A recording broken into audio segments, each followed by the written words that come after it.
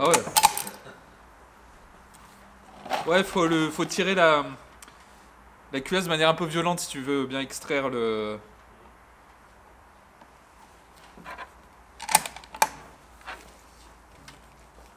Mais la détente est mieux que sur mon numéro 4.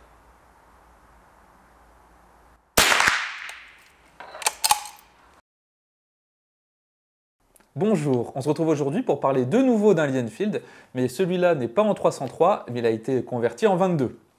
Mais avant de voir cet exemplaire de plus près et également de l'essayer au stand, un grand merci à l'armurerie Commanderie de Navarre qui me l'a gentiment prêté, et toujours un grand merci à mes tipeurs et autres mécènes du Tréon qui me permettent de poursuivre mon travail, donc n'hésitez pas à les rejoindre si vous le pouvez. La Grande-Bretagne a utilisé des munitions de plus petit calibre depuis la fin du 19e siècle, avec des conversions pour les Martin Henry, puis elle a adopté le 22 long rifle pour l'entraînement à partir de 1904. Avant d'avoir une version attitrée du Lee Enfield dédiée à l'entraînement, on recyclait de vieux SMLE pour en faire des versions d'entraînement, en changeant bien sûr le canon et la culasse. Et ce n'est qu'en 1921 que ces fusils en 22 seront standardisés, avec les fusils numéro 2 marque IV. Et sur les premiers, on n'avait pas le chargeur qui sert désormais à récupérer les étuis, car c'est qu'en 1925 que l'on conserve le chargeur des Lee Enfield, en enlevant par contre l'élévateur et le ressort. Mais je montrerai ça dans un instant. Ce modèle-ci n'est pas un numéro 2 marque IV, mais il fait partie de ces fusils qui sont repassés en arsenal pour subir les modifications afin de les convertir en fusils en 22 LR. Et c'est pour cela qu'on a plein de versions de ces fusils britanniques en 22 et qu'il est de temps en temps difficile de s'y retrouver. Et après la Seconde Guerre mondiale, la Grande-Bretagne va produire une autre version attitrée avec le numéro 7 marque I qui s'appuie lui sur le fusil numéro 4 marque II. Et au sein du Commonwealth, on a également des versions différentes, notamment des versions canadiennes et australiennes. Quand on regarde rapidement le fusil, on peut difficilement voir qu'il s'agit d'une version en 22, car l'arme est identique à son homologue en 303 avec ses 112 cm de long et un peu plus de 4 kg. À titre de comparaison, j'ai là un étui de 303 British et là une cartouche de 22. Même les organes de visée sont identiques, en fait ce sont les organes de visée classiques. D'ailleurs la hausse est graduée jusqu'à 2 milliards. Et on fournissait aux soldats un tableau de conversion pour pouvoir régler le fusil en 22. La sûreté est à sa place habituelle, ici. Donc là, c'est en position feu. Et en arrière, ça va empêcher le tir et également bloquer toute manipulation de la culasse. D'ailleurs, quand je vais manipuler la culasse, on va voir qu'à l'intérieur, c'est vide. On n'a plus l'élévateur et quand on tire, les étuis vont tomber directement au fond.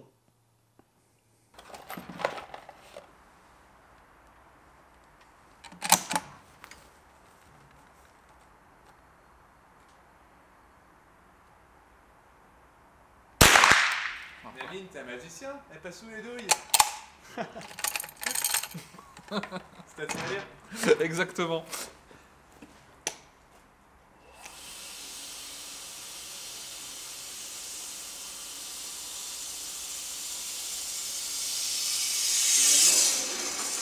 Oula.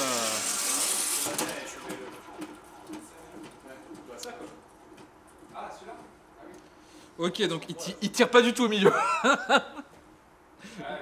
J'en ai qu'une et elle est à droite. Mais alors, Amine, en bas à gauche aussi, non, c'est pas toi?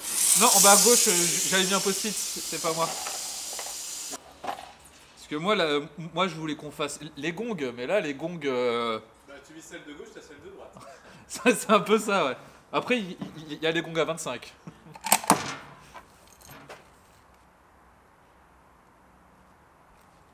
Allez, je vais porter des lunettes.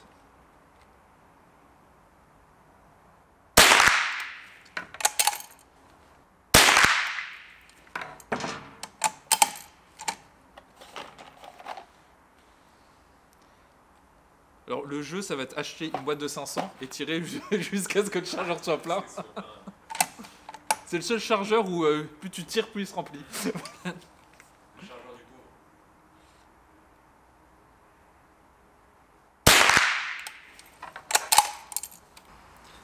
L'avantage des étuis qui tombent dans le chargeur, c'est que pour le vider, c'est très simple. J'ai ma petite poubelle qui est intégrée.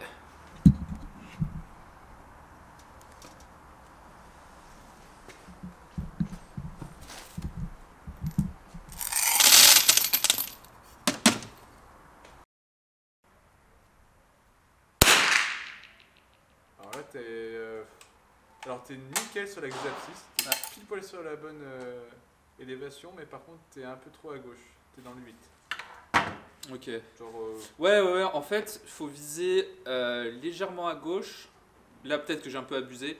Légèrement à gauche et un tout petit peu plus haut que le centre du noir. Genre là, normalement, ça devrait pas être trop dégueu. t'es à peu près au même endroit et 1 cm plus haut. Ok.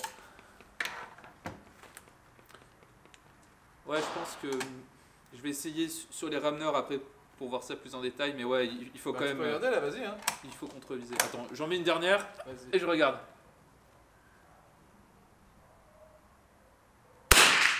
Bah, t'es dans le 9, en dessous du 10.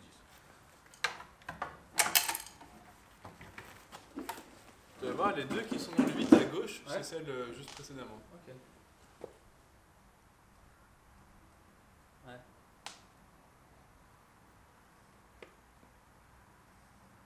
Ouais, c'est bizarre, j'ai l'impression que. J'ai l'impression que c'est pas très constant. Mais c'est peut-être moi, mais. Bah non, parce que la fois qu'on l'avait utilisé, c'est pareil, il n'y avait pas de régularité non plus. Tu te souvenais pas avec les gongs? Si. Ouais, Un coup, c'est on vrai. en faisait 4 d'affilée, puis après, on Ouais. en faisait plus du tout au même endroit.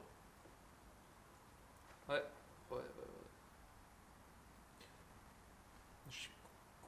Faudrait prouver cette affaire. Hein? En fait, il faudrait qu'on tire tout le temps au même endroit, qu'on fasse une série de 10. Donc je vais rester au centre, pile au centre de la cible. Je vais en mettre une dizaine, et comme ça on va voir Vas-y. la zone d'impact. T'es un peu sous-exposé sur la caméra par contre. Ouais, mais ça va, je pourrais le rattraper. Ok.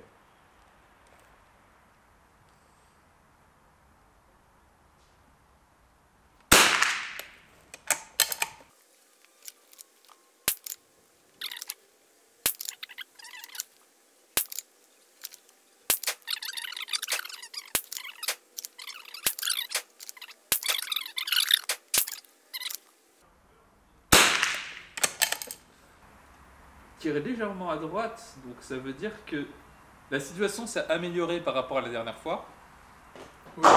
Mais Après, toutes celles qui sont proches, c'est pas d'affilée. ouais, non, je pense que En fait, un coup, en gros, tu vois, ça faisait un coup ça tirait là, ouais. un coup ça tirait là, et puis un coup ça tirait là, et puis un coup ça tirait là, et puis un coup ça tirait là, et puis un coup ça tirait là. Ouais, faut que je. Ok. Ouais, on aura au moins résolu un mystère. Le retrait de culasse est très simple. On ramène la culasse en arrière et on fait pivoter la tête de culasse. Sur certains fusils, on peut le faire directement à la main.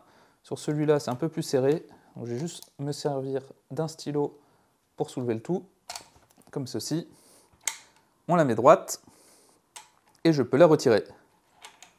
Je vais également la dévisser pour vous montrer le percuteur. Déjà, vous pouvez voir qu'il est excentré, ce qui est assez logique, vu que c'est la percussion annulaire. Donc notre percuteur, en fait, c'est cette pièce qui dépasse ici.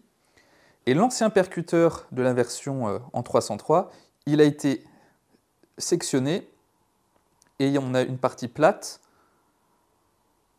qui est à l'intérieur et qui va venir frapper ce percuteur. Ainsi, l'ancien percuteur fait office de marteau linéaire. La griffe de l'extracteur a également été légèrement modifiée pour fonctionner avec le bourrelet des cartouches en 22 LR.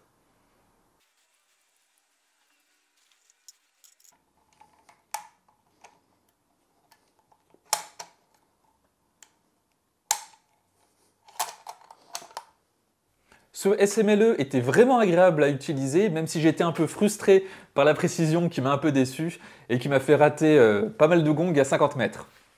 Mais personnellement, j'ai quand même trouvé l'expérience très agréable, Car souvent, quand je tire avec des 22, ce sont des carabines de petite taille, et là, c'est vraiment confortable d'avoir un véritable fusil entre les mains. En tout cas, j'espère que cette vidéo vous aura permis d'en savoir plus ou de découvrir ce Lee Enfield en 22. Je vous invite, comme d'habitude, à vous abonner à la chaîne si ce n'est pas déjà fait, et si vous le souhaitez, à rejoindre le Tipeee en description. Sur ce, on se dit à bientôt pour une prochaine vidéo.